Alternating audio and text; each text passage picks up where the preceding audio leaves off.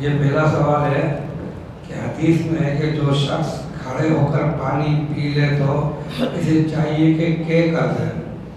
کہتے ہیں کہ یہ حدیث ضعیف ہے. الحمدللہ رب العالمین والعاقبۃ للمتقین والصلاة والسلام علی سید المرسلین وبعد. پانی پینے کے آداب جو شریعت نے بیان کیے ہیں، ان آداب میں سے ایک ادب یہ ہے کہ پانی بیٹھ کر پیا جائے، اور یہ تاکیدی امر ہے. تاکیدات دین اسلام میں مختلف طریقے سے ہمیں ملتی ہیں. نبی علیہ الصلاۃ والسلام کی تاکیدات جو ہے وہ سیاق و سباق اور دیگر دلائل سے اس چیز کا پتہ دیتی ہیں کہ یہاں یہ امر، یہ حکم تاکیدی ہے یا وجوب کے لیے. مثلا آپ علیہ الصلاۃ والسلام نے فرمایا کہ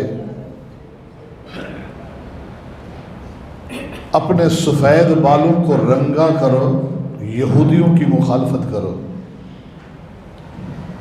اب بظاہر یوں معلوم ہوتا ہے کہ یہ حکم وجوب کے لیے ہے، فرضیت کے لیے، لیکن دیگر دلائل سے یہ ثابت ہوتا ہے کہ یہ حکم استحباب کے لیے، مستحب امر ہے، تاکید کی گئی ہے، باقی فرض اور واجب نہیں ہے. اگر کوئی نہیں رکھتا تو گنہگار نہیں. کبھی تاکیدی امر جو ہے نا،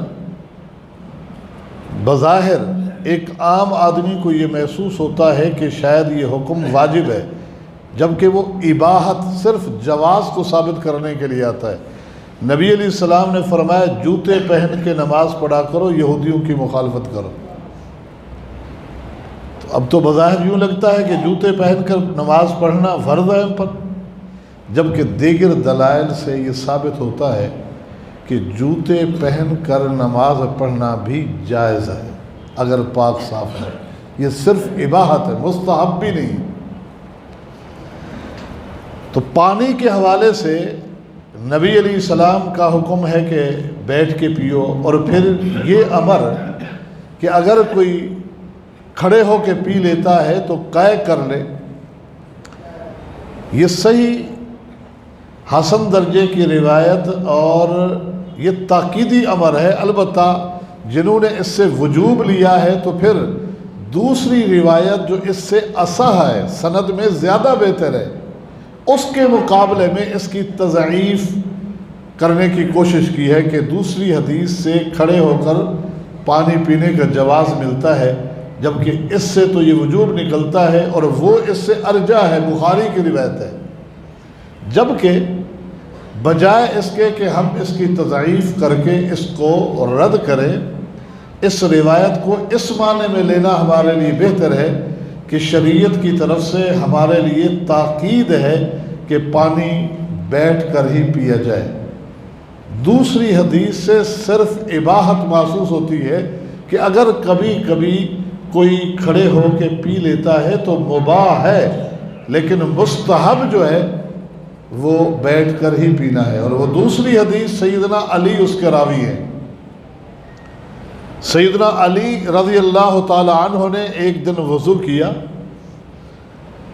اور وضو کے بعد انہوں نے پانی لیا اور کھڑے ہو گئے، کھڑے ہو کر پیا، اور فرمانے لگے کہ لوگ اس بات میں اختلاف کر رہے ہیں کہ کھڑے ہو کر پانی پینا ناجائز ہے، جبکہ میں نے تو اللہ کے نبی صلی اللہ علیہ وسلم کو اس طرح دیکھا تھا. تو اس حدیث سے صرف جواز ثابت ہوا، اور اس حدیث کو ہم استحباب یعنی مستحب اور بہتر عمل کی تاکید پر معمول کریں گے کہ اس حدیث میں صرف یہ تاکید کی گئی ہے کہ کوشش کریں حتی الامکان کہ پانی بیٹھ کر ہی پئیں، اور اس سے کبھی کبھی استحباب، جواز اور اباحت کا ثبوت ملتا ہے. ہم یوں ان احادیث کو لیں اور تطبیق دیں تو یہ زیادہ بہتر ہوگا. یہ سوال ہے کہ اگر کسی کے وطر رہ جائیں اور صبح ہونے کے بعد کتنی رکعتیں پڑھے گا؟ نماز وطر کے بارے میں امام نسائی نے باقاعدہ باب بھی باندھا ہے اس بات پہ، اور آثار بھی نقل کیے ہیں کہ اگر اذان ہو گئی ہے، آپ نماز تہجد نہیں پڑھ سکے تو پہلے نماز وطر ادا کریں اور پھر صبح کی نماز پڑھیں۔ البتہ کوئی شخص سورج کے طلوع ہونے تک نماز وطر ادا نہیں کرتا تو اس کے بارے میں ابو داؤد کے اندر حدیث ہے کہ پھر وہ زوال سے پہلے 12 رکعات نماز ادا کر لے، اللہ اس کو اس کے رات کے سارے وظیفے کا یعنی تہجد اور وطر کا اللہ تعالیٰ اس کو اجر دے دے گا۔ تو یہ ادا کرے گا تو اس اجر کو پالے گا۔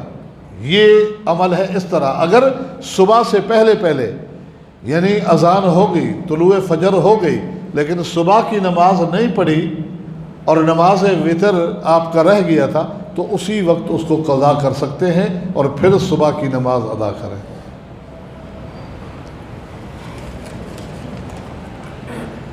ایک سوال اور ہے کہ وطر کی دعا جو ہے وہ رکوع سے پہلے ہے یا رکوع کے بعد، اور ہاتھ اٹھانا کیسا ہے؟ وطر اور قنوت، وطر ایک نماز کا نام ہے اور قنوت ایک دعا کا نام ہے۔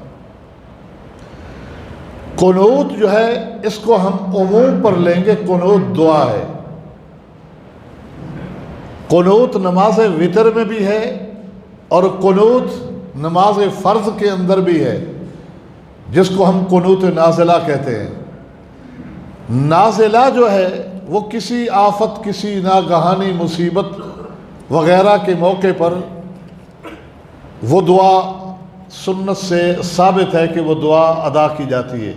اور نماز وطر کے اندر جو دعا ہے، سیدنا حسن کو نبی علیہ السلام نے باقاعدہ وطر میں یہ دعا پڑھنا سکھائی۔ البتہ بعض صحابہ سال بھر یہ نماز وطر کے اندر دعا کرتے تھے، اور بعض صحابہ صرف رمضان کے مہینے میں، اور بعض صحابہ سے صرف رمضان کے مہینے میں بھی 15 دن یہ دعا پڑھنا ثابت ہے۔ اب دعا کا محل کیا ہے؟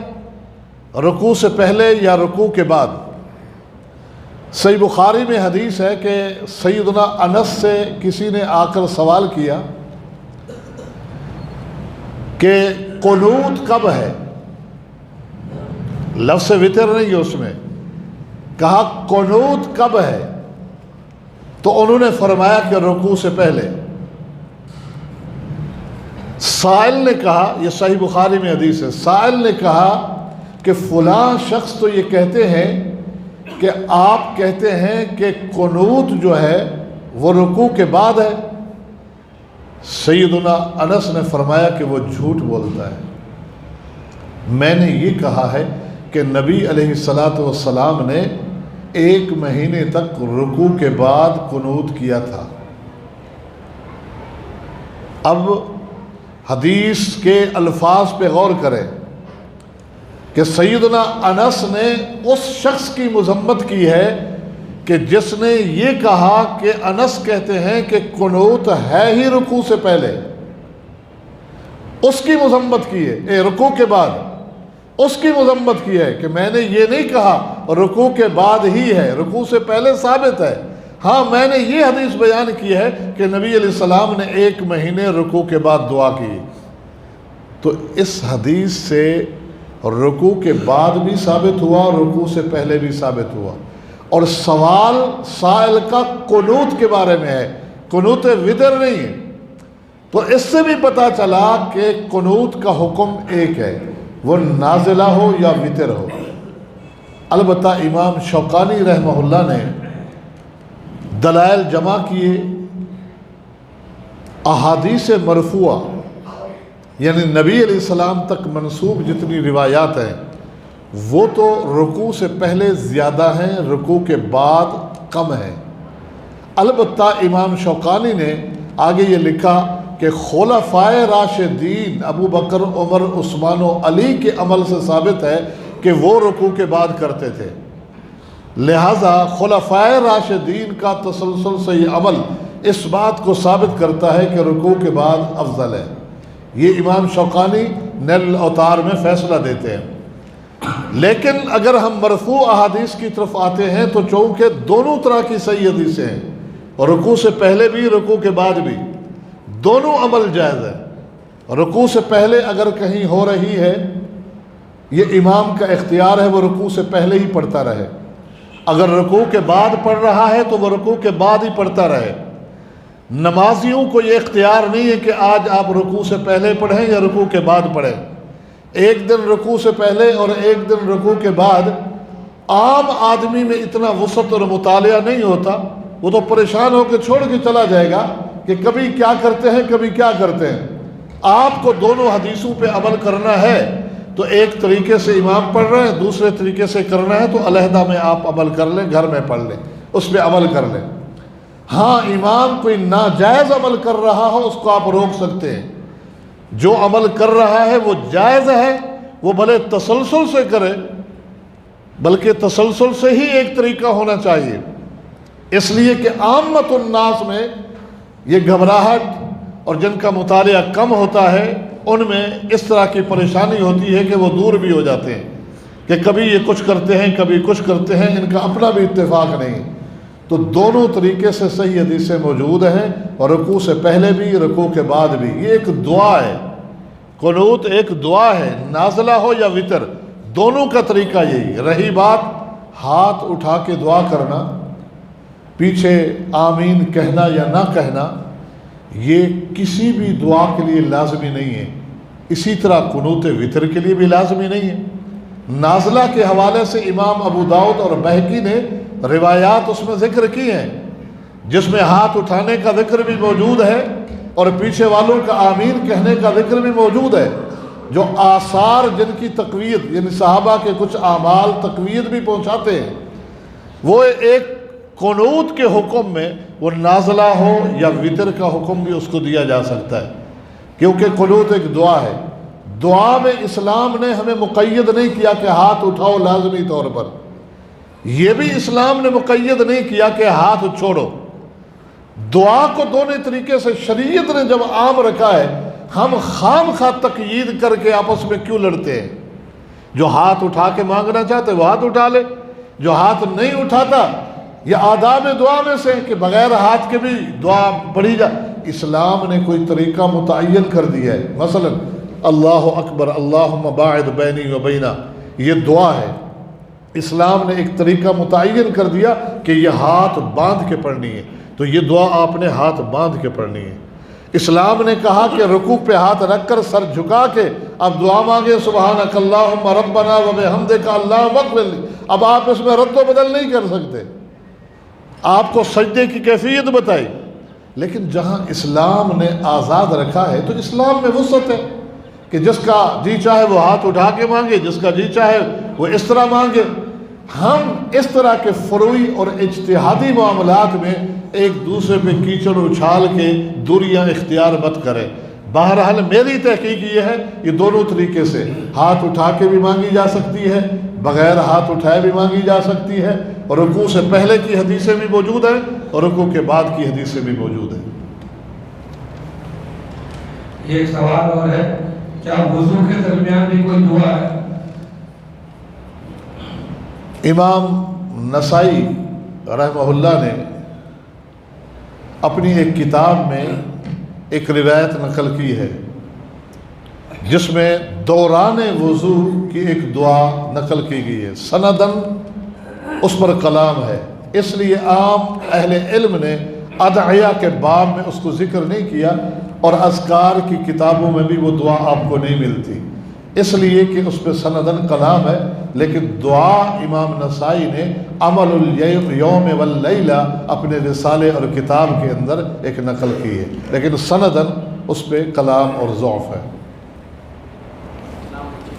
اس سے پہلے مانگیں گے تو جس کیفیت میں ہم کھڑے ہیں اسی کیفیت میں مانگیں گے، کیونکہ دعا کے لیے رفع الیدین جو ہے وہ یوں ہوتے ہیں۔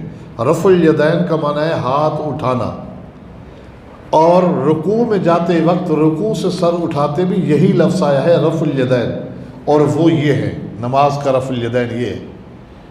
اور دعا کا رفع الیدین یہ ہے، جن آثار میں رفع الیدین کا ذکر ملتا ہے تو وہ دعا کے لیے ہے، اگر کوئی اٹھانا چاہتا ہے تو یوں اٹھائے، یہ نہیں ہے کہ ہاتھ بندھے ہیں اور رفع الیدین کر کے پھر باندھ دیتے ہیں۔ دعا کا رفع الیدین یہ نہیں ہے، دعا کا رفع الیدین یہ ہوتا ہے ہاتھوں کا اٹھانا اگر اٹھانے ہیں تو، اور رکوع کے بعد جس کیفیت میں آپ کھڑے ہیں آپ اسی کیفیت میں کھڑے ہوئے، آپ اگر رکوع کے بعد مانگتے ہیں تو اسی کیفیت میں کھڑے ہوئے دعا مانگیں گے، ایسے ہی رکوع سے پہلے مانگ رہے ہیں تو جس کیفیت میں آپ کھڑے ہیں اسی کیفیت میں، کیفیت کو نہیں بدلنا ہے۔